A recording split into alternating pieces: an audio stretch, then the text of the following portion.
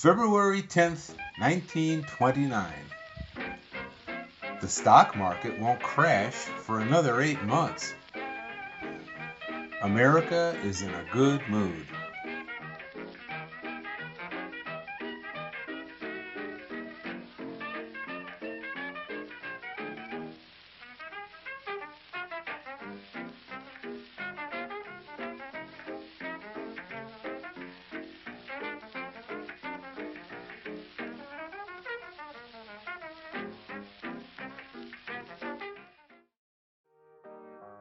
The years of wildlife exploitation that nearly wiped out wading birds for fashion,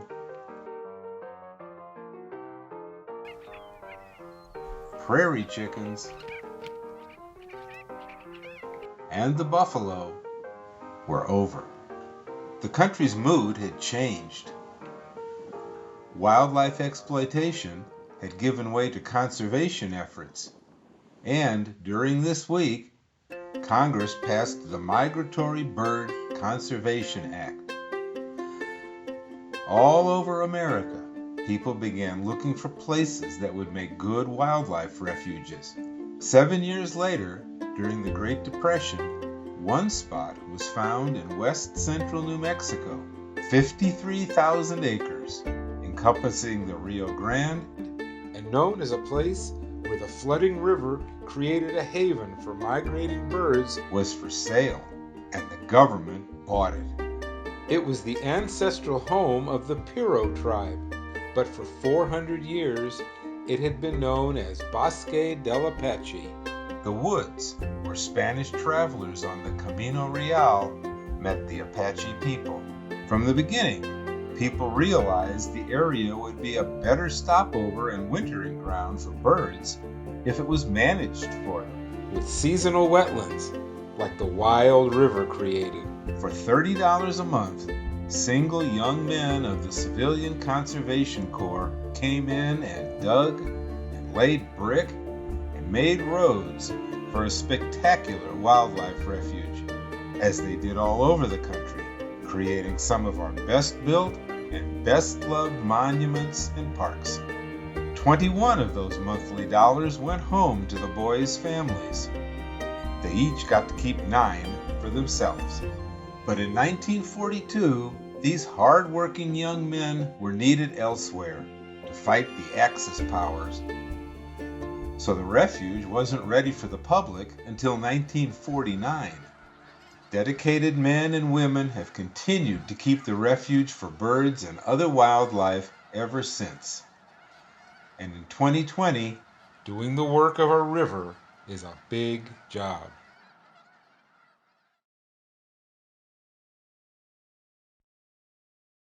One function of a wildlife refuge is to make a place where species under threat can survive and thrive. Other animals benefit as habitats are preserved. But in nature, habitats change with time. It's called plant succession. If you have ever gone to visit a favorite childhood fishing spot and found only a grove of young trees, you have seen plant succession. Plant succession progresses over decades to centuries. It begins with water plants in open water. Grasses and low plants take over. Then trees, first small, then larger, finally producing the big trees of a climax forest, or in drier locations where forests won't grow, a mature prairie. Fires and floods are always opening up fresh areas for succession to begin again. In nature, there are always homes for every creature, no matter what successional stage they prefer to live in. The Rio Grande used to flood regularly, drowning areas and covering them with silt. As the river returned to its banks, certain plants took hold in the flooded areas. Bulrushes, curly-dock, rabbit's foot, and other marsh plants.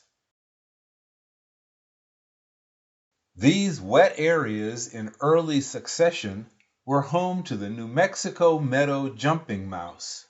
Cute little rodents with long tails and long hind feet, jumping mice are adapted to climbing up plants to find seeds. They hibernate 7 months of the year, and when they breed, they only have small litters.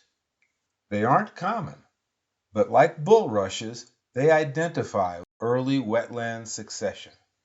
These very early succession areas are also sought by shorebirds, frogs, snakes, and crayfish. A home for one is really a home for many, but the river is no longer allowed to flood like it used to. So refuge staff have learned how to mimic the effects of flooding to produce early succession plant communities. Water levels are controlled, food plants are encouraged, and invasive exotics like salt cedar are removed.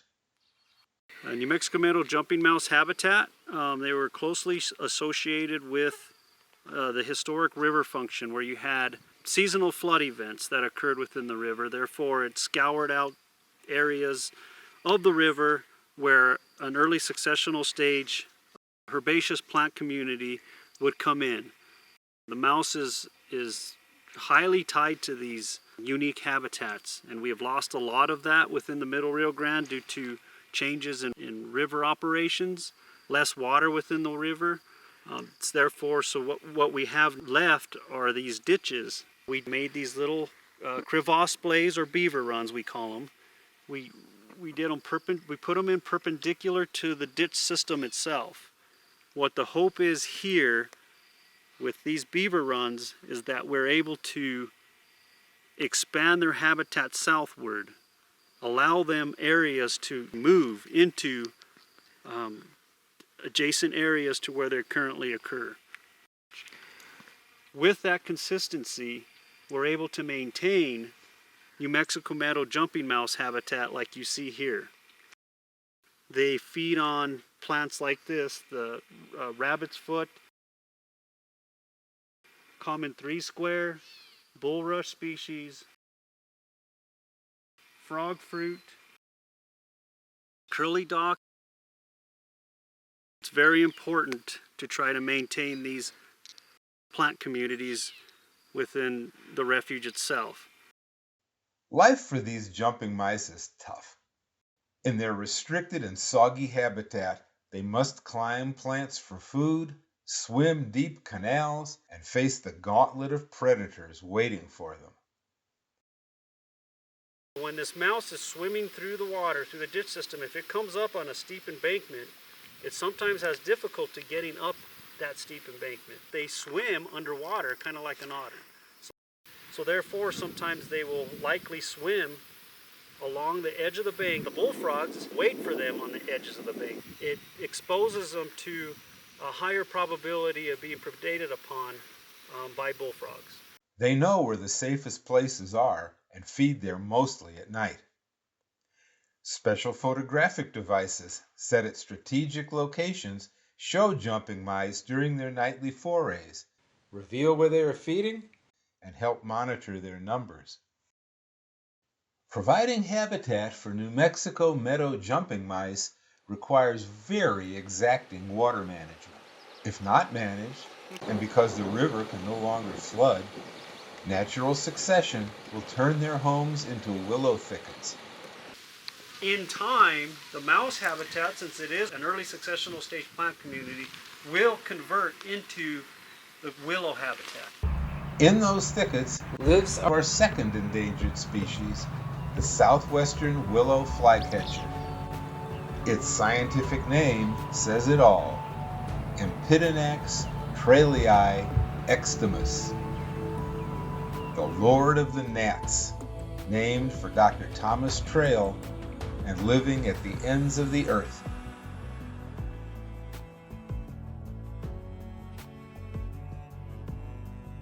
Well, maybe not the ends of the earth, but our version exists only in widely scattered spots at the southwestern edge of the United States, and wasn't even described until 1948, a year before the refuge was opened. It spends its days gobbling small flying insects in the bosque's willow thickets.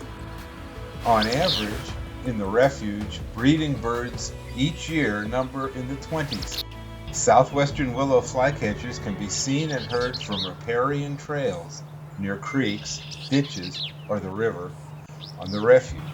The bird's distinctive call, Fitzpew, gives them away.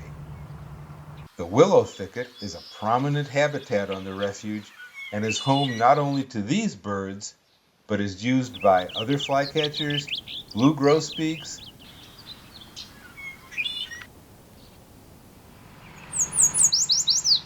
yellow warblers, and yellow-breasted chats. A section of ditch may contain habitat for both willow flycatchers and jumping mice. Good management ensures that habitat is in the best location and of the highest quality for both species. But it is always a challenge. Several exotic plants have invaded our willow habitat. Of these, the worst is salt cedar, the tamarisk of the Bible. It was imported as an ornamental in the 1800s and is now everywhere in the American West. Its thirst is legendary. One large tree can suck up to 200 gallons of water in a day from deep within the soil. Along with this water is salt, which ends up on the ground when salt cedar drops its leaves in the fall. Salt keeps other plants from rooting and creates monocultures of salt cedar. Animal diversity is much greater away from salt cedar stands than it is in them. To preserve willow flycatcher habitat, salt cedar is dug, burned, poisoned, or all three. It's hard to eradicate. Drive around the refuge and you will see brown stands of treated salt cedar. Scientists have studied and used a beetle that eats salt cedar leaves. The beetles weaken the trees, making eradication easier. Native riparian or river habitats are under siege from drought, human demands on the Rio Grande, and invasive plants. The work goes on to protect these habitats and the endangered species that need them. You want populations of these species to be stable or to increase. How do you measure your success? You count. How many willow flycatchers are there from one year to the next? Refuge biologists have a time-tested, proven way to survey these birds in spring and summer. One of the reasons why the southwestern willow flycatcher is imperiled and listed by the federal government is the degradation to its riparian habitat because of exotic species like tamarisk or salt cedar, increased livestock and agriculture, fires, the brown-headed cowbird, parasitizing the nests of the flycatcher. All those work in combination to warrant this listing. We survey for them to see their status and whether they're expanding their range or whether it's contracting. You can find the southwestern willow flycatcher in these dense willow habitat areas where mosquitoes and bugs are abundant.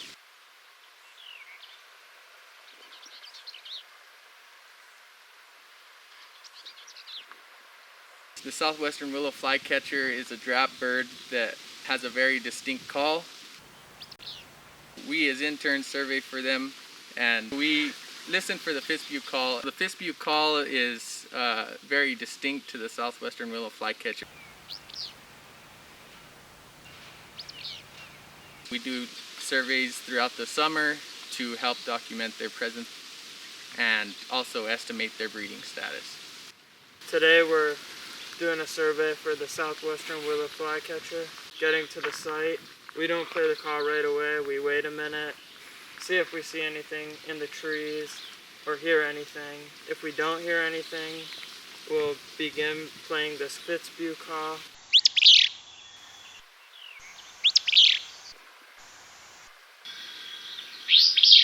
After we play the call, we stay silent for about 30 seconds to a minute, see if we hear anything then.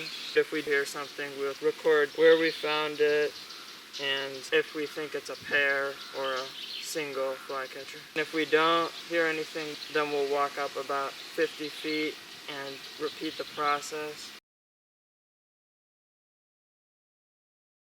Eventually, like everywhere, natural succession leads to climax vegetation. Here, it's a magnificent forest of cottonwood trees, the bosque itself. It's where you will see many of our visitors' favorite residents: tanagers, orioles, woodpeckers,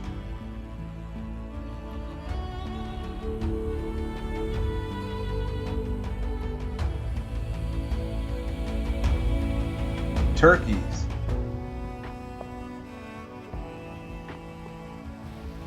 javelina, and deer. And one more threatened species, secretive and hard to find.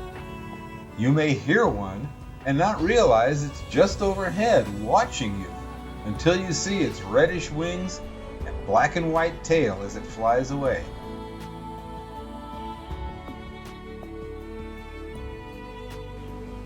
It's the western yellow-billed cuckoo. Rare here, as it is in most places in the West, it likes big cottonwoods with thick undergrowth where it finds large insects to eat like caterpillars. It's the tree-living version of a roadrunner and is closely related. Cuckoos have suffered as dense bosque has given way to human water needs. Counting western yellow-billed cuckoos here is like surveying flycatchers, but since the cuckoos range over many acres of impenetrable thickets in a day, keeping track of them isn't easy. The yellow-billed cuckoo is a distinct population segment as opposed to a subspecies. It ranges from western Texas west. The range is very fragmented by human uses such as water management, and also pesticides destroy its prey base of insects. So when we're looking for yellow-billed cuckoo habitat, we tend to look for a dense overstory with also a dense understory of younger growth trees that the yellow-billed cuckoos could possibly nest on. And due to the large home range of yellow-billed cuckoos, we tend to look for large patches of this type of habitat on the bosque.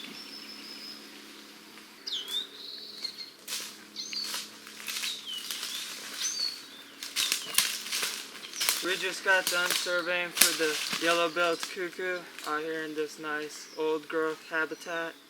When we're doing surveys for the cuckoo, there's a few differences as opposed to the flycatcher.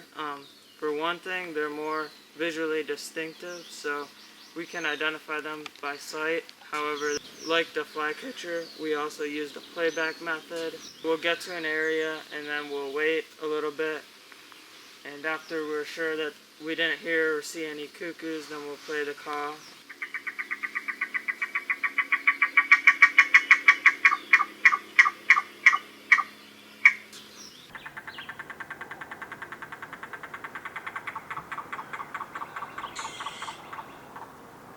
When we do detect the cuckoo, they're often pretty far away, so we have to use a compass to take a bearing and then estimate the distance away. Like we heard the call, it's a little bit different than the flycatcher. Saving endangered species may seem like an expensive and foolish pursuit to some.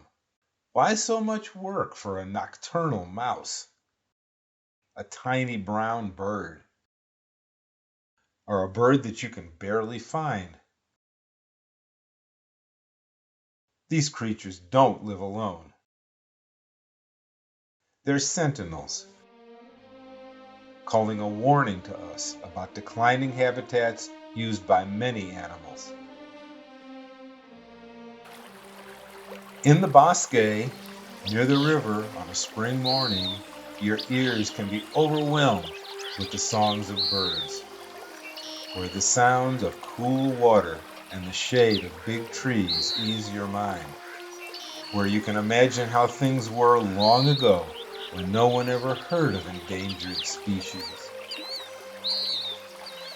Many folks find these things worthwhile, and that's why people work to protect them.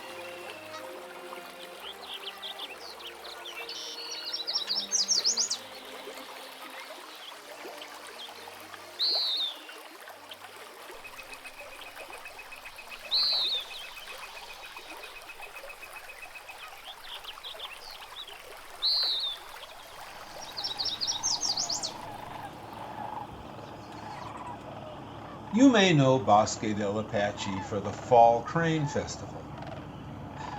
If you've been there other times of the year, you would be surprised at what you see. By spring, the thousands of waterfalling cranes have left, flying north to breed. Migratory shorebirds, songbirds, and mammals are there to be seen. Turkeys are lounging around. Sunflowers are everywhere in late summer. But where's the water? It's been drained. Plants that will feed next fall's waterfall need to get their feet dry and grow for a few months. In truth, making Bosque del Apache attractive to its masses of wintering birds takes all year. Water is life here, and every drop is accounted for. Once upon a time, water from the free-running Rio Grande provided all that was needed. Today, it's still a major source, but there are many competing uses for that limited water. There are complex agreements governing who gets how much and when. The river alone cannot meet the refuge's needs. Fortunately, the refuge has wells to supplement its water. In May and June, fields are dry. Then they're flooded just a bit. Grasses and broadleaf plants sprout. Shorebirds roam the wet ground. Fields show a flush of green, and by August, they resemble the shortgrass prairies hundreds of miles to the northeast. Millet, sprangletop, smartweed, and other plants grow and go to seed. Tons of seed per acre. Sedges grow and develop underground tubers. It's called moist soil management, and it produces a bountiful crop for wildlife. In early fall, it's all mowed. The resulting mosaic of plant diversity is then flooded. Small invertebrates find homes among the stems. Seeds carpet the mud. Tubers remain soft. When the wintering birds arrive, the restaurant is ready. In separate fields, agricultural crops are grown and provided. All in all, there will be winter food for 20,000 sandhill cranes, up to 60,000 snow and Ross's geese, and large numbers of ducks. For salad, alfalfa and a wheat-rye hybrid called triticale are there too. Sounds easy? It's not. Another weed is all over the refuge in the moist soil management areas. It waits for the fields to be moistened to take over every one. It starts to grow before the grasses. It's cocklebur, a noxious plant with little food value, but its early ways are its downfall. It can be mowed in summer before anything else is tall enough to be cut. Mowed, then flooded, overtopped with water for 3 days. The flooding kills the cocklebur. Then the water is drained. Freed of cocklebur, grasses and sedges can grow, free to bloom, set seed, and build tubers. No drop of water is wasted in this efficient system, as the water is moved from one field to another and eventually back to the Rio Grande. You can see that Bosque del Apache is heavily managed, both in water and plants. Plowing, disking, and mowing go on all year. It's truly a farm for birds and other creatures. Water levels are carefully maintained. Here, about 3 feet deep for the diving ducks. Here, less deep, so grass sticks above the surface to give shelter and food. Here, water is managed to the inch using a Langemann gate, so the endangered jumping mouse has 80% soil saturation and just enough bank to climb out of the water away from hungry bullfrogs, also an invasive species. Back at the flight deck, water is kept flowing via drains and ditches to provide a healthy, predator-free respite for the thousands of geese. The non-desert part of the refuge is a well-oiled machine that changes its face twice a year. Over a 5 to 7 year period, crops are rotated, silt is removed, plant species are kept varied, and the natural cycle of the great river is copied. The next time you visit this magical oasis in the middle of the desert, be sure to give a thought to the huge amount of work it takes to keep it the way it is. As you've learned in this video, Bosque del Apache National Wildlife Refuge is a unique and beautiful place that faces multiple challenges, including drought, a shrinking water supply from the Rio Grande, and the need to maintain wells. Without access to water, this critical wetland, one of the few remaining in the southwestern United States, will cease to exist, as will the wildlife that depends on it. In particular, well failures are an impending risk to wildlife on Bosque del Apache, and to the integral role that the refuge plays in ensuring the health of migratory birds in the Central Flyway. Partnerships are key. To learn more or to get involved, contact Friends of Bosque del Apache. Call us at area code 575-838-2120 or visit our website at www.friendsofbosquedelapache.org.